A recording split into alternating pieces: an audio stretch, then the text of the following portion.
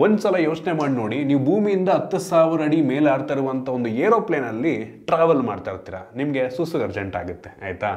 Aeroplane ಇರುವಂಥ ಟಾಯ್ಲೆಟ್ಗೆ ಹೋಗ್ತೀರಾ, ಒಳಗೆ ಹೋಗ್ತೀರಾ, ಮುಗಿಸ್ಕೋತೀರಾ ಕೆಲಸನ, ಬಟ್ ಹೊರಗಡೆ ಬರೋಕ್ಕಾಗಲ್ಲ, ಆಯಿತಾ? ಹಾರ್ತಾ ಇರೋ ಏರೋಪ್ಲೇನು 10,000 ಅಡಿ ಮೇಲೆ. ಇದು ಆ್ಯಕ್ಚುಲಿ ನಡೆದಿರುವಂಥ ಘಟನೆ. ಹಾಯ್, ನಾನು Sandeep from tech in Kannada. ಎಲ್ರಿಗೂ ಇವತ್ತಿನ ಬುಧವಾರದ ಟೆಕ್ ನ್ಯೂಸ್ಗೆ ಸ್ವಾಗತ. ಪ್ರತಿ ವಾರದಂತೆ ಈ ವಾರನೂ ಕೂಡ ಕೆಲವೊಂದು ಇಂಟ್ರೆಸ್ಟಿಂಗ್ ಟೆಕ್ ನ್ಯೂಸ್ ಎಲ್ಲ ಇದೆ. ಇದು ಸ್ಪೈಸ್ ಜೆಟ್ ಏರೋಪ್ಲೇನಲ್ಲಿ ಆಗಿರುವಂಥದ್ದು, ಆಯಿತಾ? ಇದು ಮುಂಬೈಯಿಂದ ಬೆಂಗಳೂರಿಗೆ ಟ್ರಾವೆಲ್ ಮಾಡಬೇಕಾದ್ರೆ ಒಬ್ಬ ವ್ಯಕ್ತಿ ಹಿಂಗೆ ಸಿಗಾಕೊಂಡಿದ್ದಾನೆ. ಲಿಟ್ರಲಿ 1 ಗಂಟೆಗೂ ಹೆಚ್ಚು ಕಾಲ ಆತ ಅದರೊಳಗೆ ಸಿಗಾಕೊಂಡಿರೋದು. 1 ಗಂಟೆ ಅಂದರೆ ಯೋಚನೆ ಮಾಡ್ಕೊಳ್ಳಿ, ಆಯಿತಾ?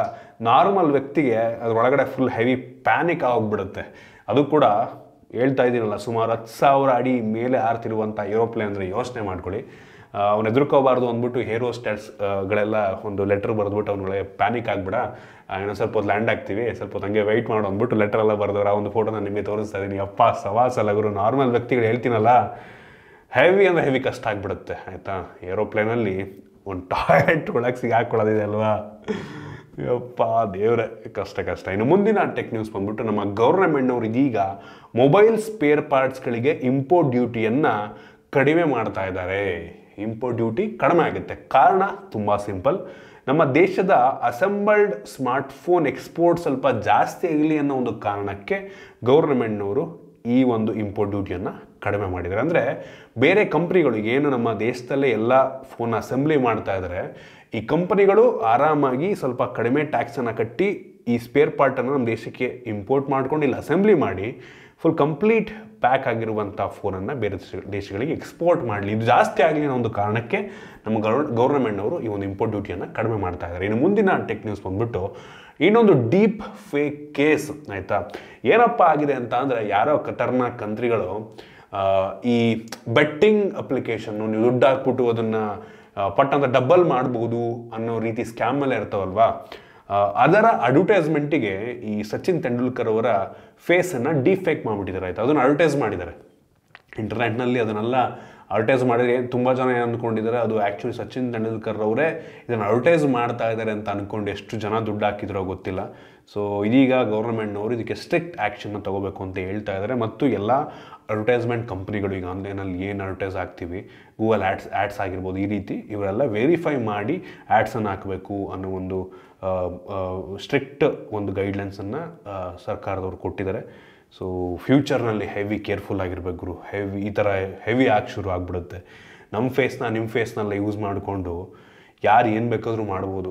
ಕಷ್ಟ. ಇನ್ನು ಮುಂದಿನ ಟೆಕ್ ನ್ಯೂಸ್ ಬಂದ್ಬಿಟ್ಟು, ಸುಮಾರು 2 ವರ್ಷಗಳ ನಂತರ ಇದೇ ಮೊದಲ ಬಾರಿಗೆ ಮೈಕ್ರೋಸಾಫ್ಟ್ ಅವರು ಆಪಲ್ನ ಬೀಟ್ ಮಾಡಿ ಜಗತ್ತಿನ ಮೋಸ್ಟ್ ವ್ಯಾಲ್ಯೂಬಲ್ ಕಂಪ್ನಿ ಆಗಿದ್ದಾರೆ, ಆಯಿತಾ?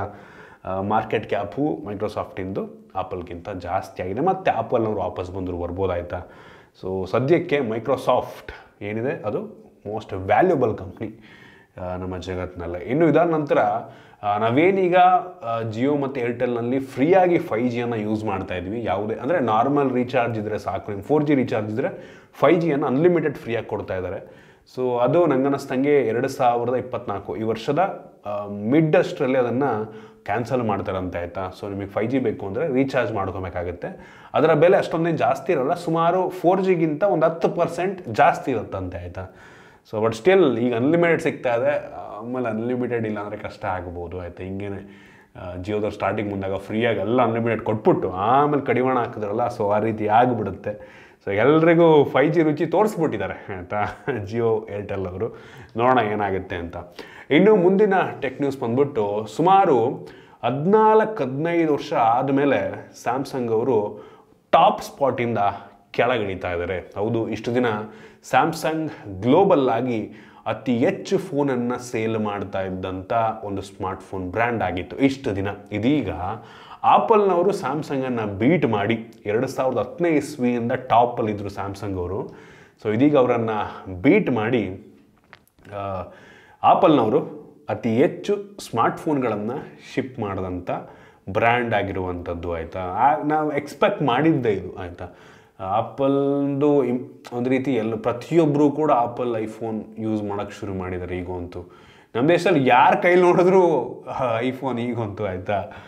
ಅಪ್ಪ ದೇವ್ರೆ, ನಮ್ಮ ದೇಶ ದುಡ್ಡಿಲ್ಲ ಅಂತೀವಿ, ಬಟ್ ಐಫೋನ್ ಪರ್ಚೇಸ್ ಮಾಡೋರ್ಗಂತೂ ಬರ ಇಲ್ಲ ಗುರು. ಏನೇನು ನೀವು. ಇನ್ನು ಮುಂದಿನ ಟೆಕ್ ನ್ಯೂಸ್ ಬಂದ್ಬಿಟ್ಟು, ರಿಪೋರ್ಟ್ನ ಪ್ರಕಾರ ಆ್ಯಂಡ್ರಾಯ್ಡ್ 15 ಏನು ಲಾಂಚ್ ಆಗುತ್ತೆ ಅದರಲ್ಲಿ ಈ ಲಾಕ್ ಸ್ಕ್ರೀನ್ ವಿಡ್ಜೆಟ್ಗಳು ಮತ್ತೆ ವಾಪಸ್ ಬರ್ತಾ ಇದೆಯಂತೆ ಆಯಿತಾ. ಸೊ ಈವನ್ ಆಪಲ್ನವರು ಹಂಗೆ ಮಾಡೋದು ಅದು ನೋಡ್ಕೊಂಡು ಈಗ ಆ್ಯಂಡ್ರಾಯ್ಡ್ ಅವರು ಕೂಡ ಅದೇ ರೀತಿ ಮಾಡ್ತಾ ಇದ್ದಾರೆ. ಸೊ ಲಾಕ್ ಸ್ಕ್ರೀನ್ ವಿಡ್ಜೆಟ್ಗಳು ಮತ್ತೆ ವಾಪಸ್ ಬರ್ತಾ ಇದೆ. ಇನ್ನು ಮುಂದಿನ ಟೆಕ್ ನ್ಯೂಸ್ ಬಂದ್ಬಿಟ್ಟು ಈ ವರ್ಷ ಕೊನೆಯಷ್ಟರಲ್ಲಿ ಲಾಂಚ್ ಆಗ್ತಾ ಇರುವಂಥ iPhone 16 ಏನಿದೆ ಇದರಲ್ಲಿ ಎಲ್ಲ ವೇರಿಯಂಟ್ಗಳಲ್ಲೂ ಕೂಡ 8 GB ರ್ಯಾಮ್ ಇರುತ್ತಂತೆ ಆಯಿತಾ. 8 GB ರ್ಯಾಮ್ ದೊಡ್ಡದಾಗಿ ಹೇಳ್ಕೊತಾ ಇದ್ದಾರೆ, 8 GB ರ್ಯಾಮ್ ಇರುತ್ತೆ ಅಂತ. ಆ್ಯಂಡ್ರಾಯ್ಡಲ್ಲಿ ಯಾವುದೋ ಕಾಲದಲ್ಲೇ 8 GB ಬಂತು. ಇನ್ನು ಮುಂದಿನ ಟೆಕ್ ನ್ಯೂಸ್ ಬಂದ್ಬಿಟ್ಟು ಫೈನಲಿ ಆಪಲ್ ವಾಚ್ನಲ್ಲಿರುವಂಥ ಬ್ಲಡ್ ಆಕ್ಸಿಮೀಟರ್ ಫೀಚರನ್ನು ಅಮೆರಿಕಾದಲ್ಲಿ ರಿಮೂವ್ ಮಾಡ್ತಾ ಇದ್ದಾರೆ ಆಯಿತಾ. ನಿಮ್ಮೆಲ್ಲರೂ ಗೊತ್ತಿರ್ಬೋದು, ಅದ್ರ ಬಗ್ಗೆ ಟೆಕ್ ನ್ಯೂಸಲ್ಲಿ ಕೂಡ ಹೇಳಿದೆ. ಅವ್ರದ್ದೊಂದು ಪೇಟೆಂಟ್ ಇಶ್ಯೂ ಆಗಿತ್ತು.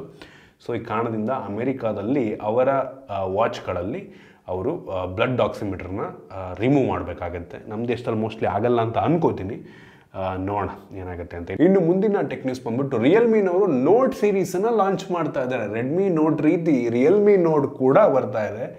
ರಿಯಲ್ಮಿ ನೋಟ್ 50 ಅಂತ ಒಂದು ಫೋನು ಲಾಂಚ್ ಆಗ್ತಾ ಇದೆ ಗ್ಲೋಬಲ್ ಆಗಿ ಜನವರಿ 24ನೇ ತಾರೀಕು. ನಂಗೆ ಗೊತ್ತಿಲ್ಲ ಆಯಿತು ಏನಕ್ಕೆ ಇಷ್ಟೆಲ್ಲ ಸೀರೀಸ್ನ ತೊಗೊಂಬರ್ತಾ ಇದ್ದಾರೆ ಅಂತ. ಏನಕ್ಕೆ ಅಂದರೆ ರಿಯಲ್ಮಿ ಅವ್ರದ್ದು ಎಷ್ಟು ಫೋನ್ ಲಾಂಚ್ ಮಾಡಿದ್ರು ಕೂಡ ವರ್ಕ್ ಆಗ್ತಿಲ್ಲ ಅವ್ರಿಗೆ ಆಯಿತಾ. ಒಳ್ಳೆ ಸ್ಪೆಸಿಫಿಕೇಷನ್ ಕೊಡ್ತಿಲ್ಲ. ಈವನ್ ರೆಡ್ಮಿ ಕೂಡ ಅಷ್ಟೇ ಆಯಿತಾ. ಒಂದು ಟೈಮಲ್ಲಿ ರಿಯಲ್ಮಿ ರೆಡ್ಮಿ ಅಂದರೆ ಬೆಂಕಿ ಫೋನ್ಗಳು ಅಂತ ಹೇಳಿದ್ದೀವಿ, ನಾವೇ ಹೇಳಿದ್ದೀವಿ, ಎಲ್ಲರೂ ಹೇಳಿದ್ದಾರೆ. ಆದರೆ ಇತ್ತೀಚೆಗೆ ಲಾಂಚ್ ಮಾಡ್ತಿರುವಂಥದ್ದು ಸ್ವಲ್ಪ ಓವರ್ ಪ್ರೈಸ್ಡ್ ಆಗಿದೆ ಅಂತ ನನ್ನ ಅಭಿಪ್ರಾಯ.